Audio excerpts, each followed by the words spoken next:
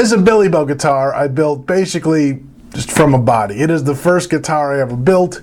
I did not think it was going to work, but by gosh, one thing just kept working after the other, and now I have a guitar that makes perfectly good guitar noises. In this next series of videos, I'm going to walk you through the process I went through building this. I'm going to tell you about some of the mistakes I made. I'm going to tell you about some of the things I did right. So hopefully you can avoid the mistakes and just take the good stuff and move forward with that. So this week on Learning Curve, we're talking about painting.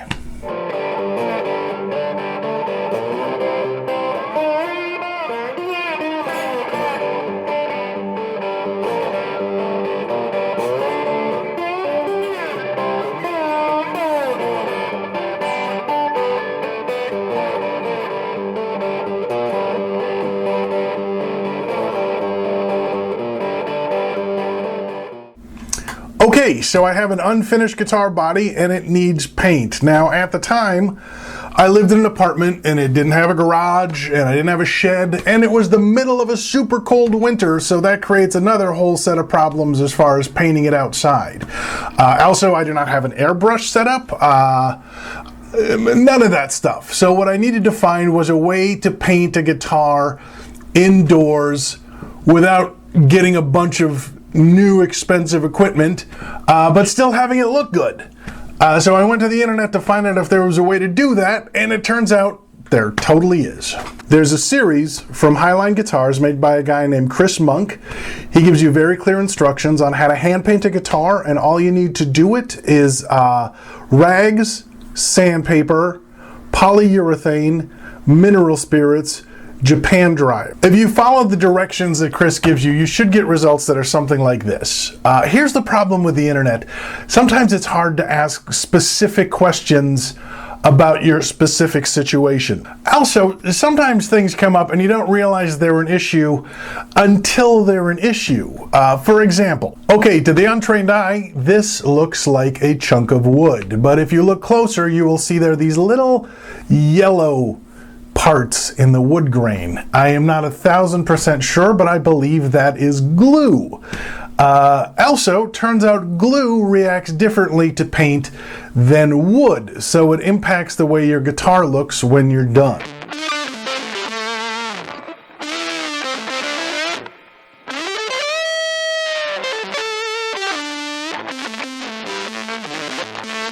Also, acrylic paint and oil paint are very similar, but they are not exactly the same thing, and I realize I should know that, and I do now, but this show is called Learning Curve for a reason. So what I'm going to do this week is give you an overview of the process and show you the results I made. If you want to do it the way Chris suggested, I put all the links down in the description. Please watch all the videos. Again, he does a really good job explaining it, and I think he gets really good results.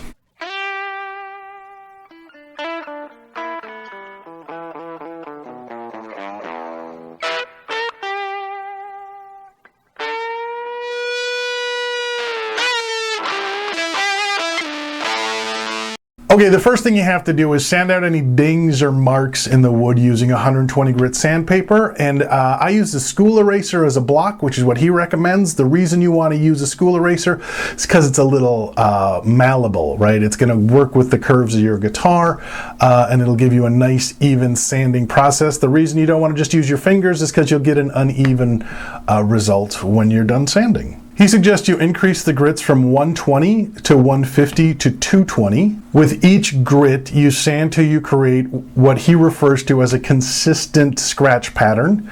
And I will have him explain that. I think it's self-explanatory, but if you watch his video, he'll tell you what a consistent scratch pattern is for sure.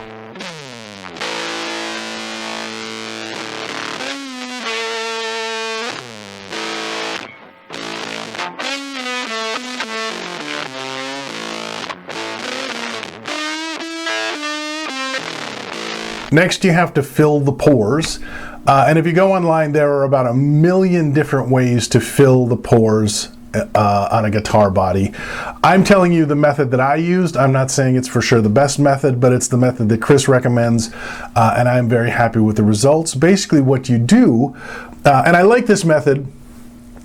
The reason I like this method is because it uses the polyurethane and mineral spirits that you will use throughout the process, so you don't have to buy more stuff. You just buy one thing of polyurethane, one thing of mineral spirits, you make a 50-50 mix, and you can get those at just about any hardware store in America. So that's super easy.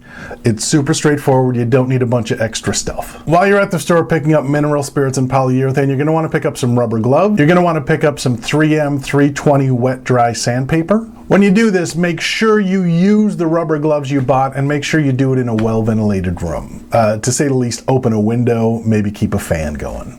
So you mix the polyurethane mineral spirits 50-50. I put it in a salsa jar, like it's got a fat mouth, and you can put a lid on it. So if you don't use it all, you can just put the lid on it and save it.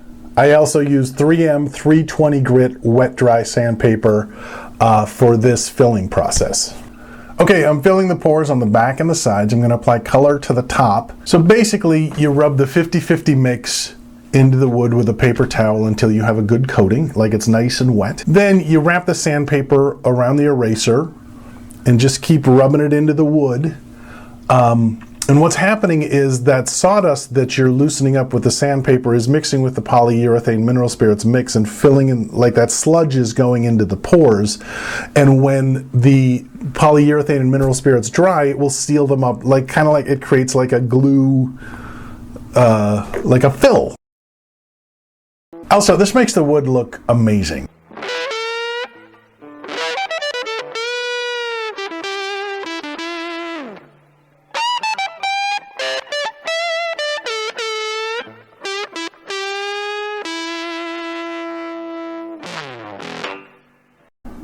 Now, Chris recommends doing a round of pumice, which I couldn't find or didn't find or forgot to find. To say the least, I didn't use the pumice. I didn't use the pumice. So these are the results I got without it. Who knows what would have happened if I had. And when you're done, by the way, he suggests you let the rags dry out in a place that's well ventilated, preferably like outside, if that's at all possible. And you don't want them to touch each other. And you want to let them get completely dry because sometimes they could explode if they don't. So that'd be bad, right? Right.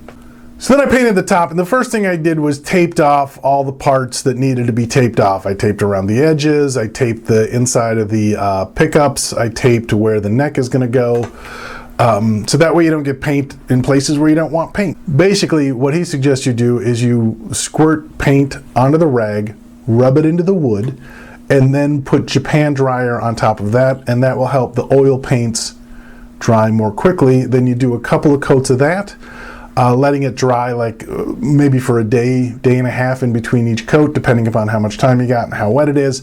And then you apply polyurethane and mineral spirits. You just keep layering that on until it kind of builds up a layer or like a coating of it, and then you sand that down. The procedure he uses in the video gets results that look like this. Those are not the results I got, and it's not his fault. Now, Highline recommends using Artist's oil paints. Did you know, in a lot of stores, they store the Artist's oil paints right next to the Artist's acrylic paints, and if you don't look closely, it's really easy to get them confused, which is exactly what I did. So the first coat of paint on this is actually acrylic instead of oil, and that may or may not be why it didn't flame the way I hoped it would. But he also recommends using Japan dryer, which I could not find in any of the local stores, and I just didn't feel like spending the money to have it delivered. So I just skipped that part and let the paint dry longer. And especially since acrylic paints dry quicker than oil paints, I figured I would be okay. But also, I watched a different video where the guy switches different colors of paints to create like more depth in his texture. So I started with a layer of red, and then I went to a layer of black, and then I went to a layer of yellow. And I think there's more of an art to it than I understand just yet. And I did not get this fiery finish that I was hoping for. Well, for one thing, if I had bought this from a web page, for example, I would have known what kind of wood it is, When I bought it, I would have understood more about wood grain, and I would have understood what process works well with this kind of wood. But I bought this on the Wild West that is Facebook Marketplace, and I didn't think to ask these questions. Now, for one thing, my wood grain is vertical and not horizontal, so it's just not going to it's not going to look like his guitar. I did do some homework online though, and there are people that get this kind of flamey texture with a vertical grain, so I don't think it's the process. I think I just need to learn more about painting. Let me just say, I like the results I got. I think there's kind of a life lesson in here, you know? I mean, sometimes definitely get more information, but sometimes you just gotta keep moving forward, right? So if you look at where what I believe is the glue is on the raw wood, and then you look at the finish, you can see how it adds kind of a texture to it. Like the glue parts are very solid, and then the non-glue parts do have that kind of, like there's black and there's red, and it gives it like a texture. Now, I think if I hadn't swapped up the colors, this would either be a very red guitar, a very black guitar, or a very yellow guitar. I do like the way it came out. I don't think I could ever get another guitar to look exactly like this. I don't think they're reproducible unless I figure out how to inject glue into the body, which is not something I'm terribly interested in doing. Bottom line, I'm happy with the results. I get a lot of positive feedback on the way this guitar looks. So, awesome. And again, I think the Highline Guitar Series did a great job. I think the moral of this story is sometimes you just got to roll with it, man. Next week, we're going to talk about ordering parts from scratch for a guitar. If you like this show, please subscribe. Please tell your friends about it. Please like and share and do all that crap. We're also on Instagram. I'll put the little address right there on the bottom of the screen. Thank you for tuning in. We'll see you next time on Learn Curve.